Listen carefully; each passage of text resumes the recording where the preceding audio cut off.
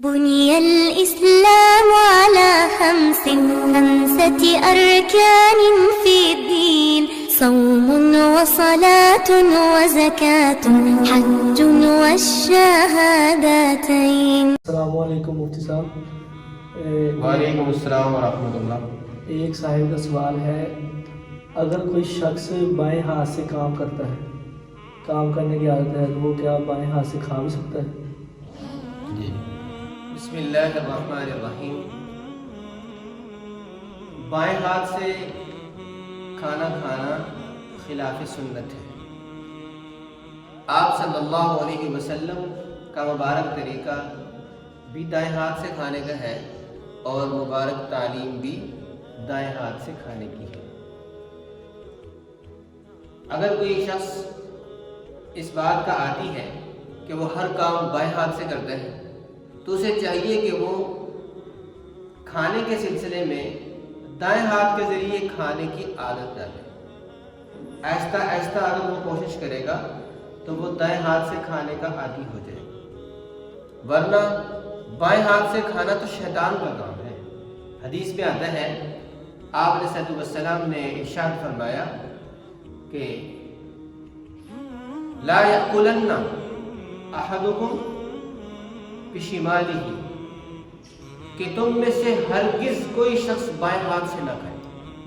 ولا یشربن، اور بائیں ہاتھ سے پیے بھی نہ. فإن الشیطان یأکل بالشمال، اس لیے کہ شیطان بائیں ہاتھ سے کھاتا ہے. بلکہ روایات میں آتا ہے کہ ایک مجلس میں ایک صاحب بائیں ہاتھ سے کھا رہے تھے. آپ صلی اللہ علیہ وسلم نے اس سے فرمایا کہ بھائی دائیں ہاتھ سے کھاؤ.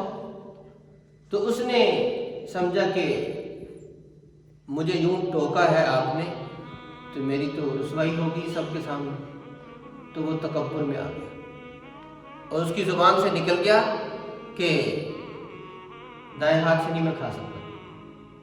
تو آپ علیہ السلام نے اسے بد دعا دی کہ اچھا اگر یہ بات ہے تو تم کبھی بھی دائیں سے نہ کھا سکے. ہوا کیا کہ پھر اس کا دایاں ہاتھ جو تھا وہ اٹھا نہیں سکا، اپنے منہ تک دوبارہ لے جا نہیں سکا، سوکھ گیا اس کا ہاتھ، چھل ہو گیا. تو اس لیے بڑے خطرے کی بات ہے کہ جان بوجھ کر خلاف سنت کرنا، آپ علیہ السلام کی مبارک تعلیم کے خلاف چلنا، جو کوئی معمولی بات نہیں. اور پھر آپ نے فرما بھی دیا کہ شیطان بائیں ہاتھ سے کھاتا ہے.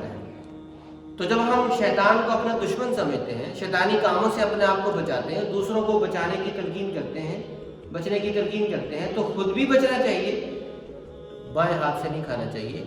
اگر کسی کو عادت ہے ہر کام بائیں ہاتھ سے کرنے کی تو وہ آہستہ آہستہ کوشش کرے تاکہ وہ سنت کے مطابق دائیں ہاتھ سے کھا سکے. جی مفتی صاحب، اس کی بھی وضاحت کرتے ہیں کہ کھڑے ہو کے کھانا کھانا کیسا ہے؟ آپ صلی اللہ علیہ وسلم کا مبارک طریقہ یہ ہے کہ آپ بیٹھ کے کھانا کھایا کرتے تھے. کھڑے ہو کے کھانے سے آپ نے منع فرمایا. تو اس لیے کھڑے ہو کے کھانا ممنوع ہے، ہماری شریعت میں اس کی اجازت نہیں ہے. آپ صلی اللہ علیہ وسلم نے ارشاد فرمایا کہ تم میں سے کوئی بھی کھڑے ہو کے نہ پیے. نہا ان یشرب قائما. تو کسی نے سوال کیا کہ حضرت کھانے کے بارے میں کیا حکم ہے؟ آپ نے فرمایا کہ وہ تو اس سے بھی زیادہ سخت ہے.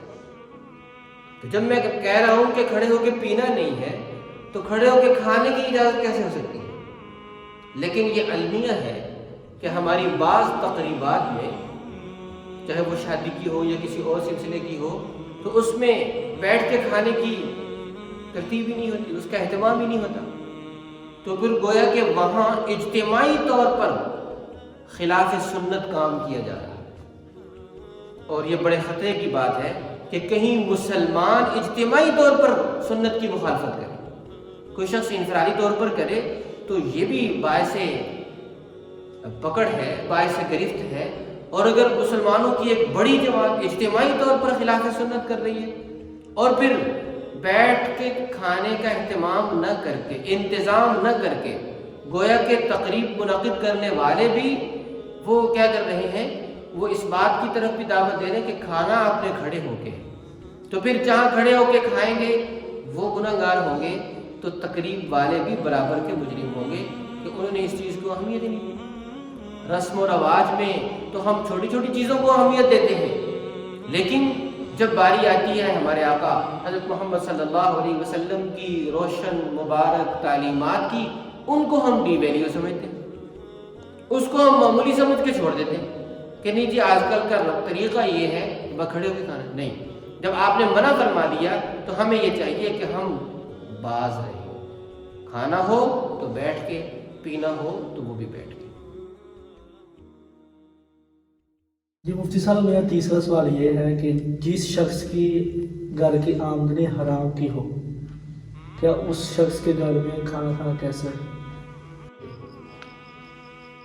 جس شخص کی انکم کے بارے میں آپ کو معلوم ہے کہ اس کا غالب حصہ حرام کا ہے، تو اس کے ہاں کھانا کھانا جائز نہیں، بلکہ اس کو خود بھی اپنی انکم سے کھانا جائز نہیں ہے۔ جب اس طرح کی آمدنی کو حاصل کرنا حرام ہے تو اس کا کھانا بھی حرام ہے، لوگوں کو کھلانا بھی حرام ہے۔ تو اگر آپ کو یقین ہے کہ اس کی غالب آمدنی، ایک تو یہ کہ ایک آدمی سودی ادارے میں ملازمت کرتا ہے یا اسی طریقے کا کوئی اور ناجائز اس کا ذریعہ آمدن ہے، تو دیکھیں گے کہ اس کے ساتھ اس کی کوئی سائیڈ بزنس بھی ہے یا نہیں۔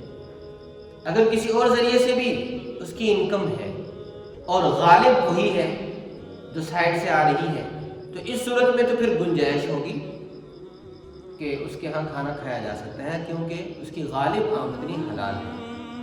اور اگر اس کے سائیڈ بزنس نہیں ہے، خالصتاً اس کی ذریعہ آمدن جو ہے وہ حرام ہے، تو پھر اس کے ہاں کھانا کھانا جائز نہیں ہے، چاہے وہ رشتہ داری کیوں نہیں، چاہے وہ گہرا دوستی کیوں نہیں۔ آپ صلی اللہ علیہ وسلم نے فرمایا کہ لا يدخل الجنت جسد غذی بالحرام، او کما قال صلی اللہ علیہ وسلم، فرمایا کہ وہ بدن جنت میں داخل نہیں ہوگا جسے حرام سے غذا دی گئی ہے۔ جس کو حرام سے غذا دی گئی ہے وہ جنت میں نہیں جا سکتے۔ تو جب ہمیں معلوم ہو گیا کہ یہ جو بھائی ہے، یہ رشتہ دار ہے، دوست ہے، اس کے سورسز آف انکم وہ خلاف شرع ہے، ناجائز ہے، حرام ہے، تو پھر اس کے ہاں کھانا بالکل نہیں کھانا چاہیے۔ ہاں تعلقات تو رکھے جائیں گے اور اس سے سمجھایا بجایا جائے گا، تنبیہ کی جائے گی، اور تنبیہ کے طور پر ہی اس کے ہاں کھایا نہیں جائے گا۔ اللہ تبارک و تعالی ہمیں عقائد اور عبادات کی طرح معاشرتی مسائل میں بھی شریعت کو اپنا رہنما بنانے کی توفیق عطا فرمائے۔ وآخر دعوانا